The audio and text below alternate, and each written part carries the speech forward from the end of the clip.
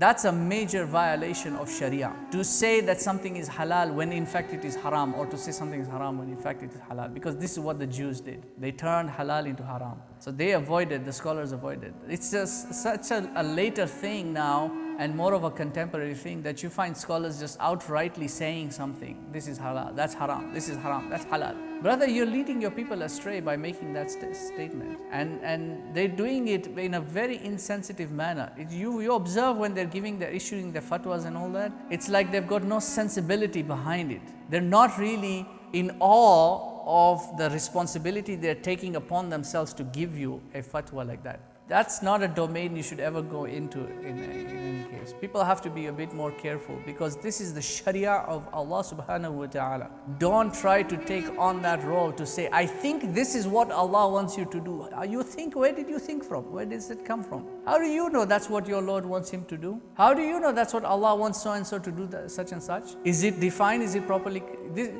And it's not just about presenting proof or bringing daleels and all that thing. It's not just about that. It's about you taking an authoritative stance about issuing a statement about the Sharia of Allah subhanahu wa ta'ala when such a statement does not exist. How did you come up with that? Who gave you that authority to make that statement? Just because you did 6 years in Darul Ulum, you've got iftah status, now you can just issue fatwa left and right? All these fatwas that they issue about Islamic banking, oh, it's Sharia compliant, Sharia compliant. What is Sharia compliant? That's a new term. That doesn't exist. It never existed in our tradition. You've just come up with terms, Sharia compliant. So now whenever someone says Sharia compliant, oh, I'm doing the halal thing. You've not even thought about what it is that entails, or where that has been derived from. Because alone is Sharia compliant. They're coming up and they make up their own terms in that. Some of these Sharia compliant fatwas, you will see, they've changed. Instead of interest, they've put profit. And then instead of loan, they've put principal. Or they'll put product, right? They're selling you a product. This is how they do it. They sell you a product.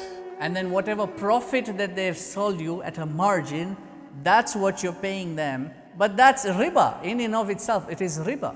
It's just, it is an inflated amount. It's an inflated value. But because they changed the word interest into profit, and then they called this one tawarruq, or they changed the conditions. Oh, we're getting into a partnership, you see. I'm the bank, I'm getting into a partner with you. And because we're entering this partnership and we're working it like this and it's all on paper, it's all theoretical. It's not even a real transaction. Then the mufti signs off on that, Sharia compliant. Nonsense.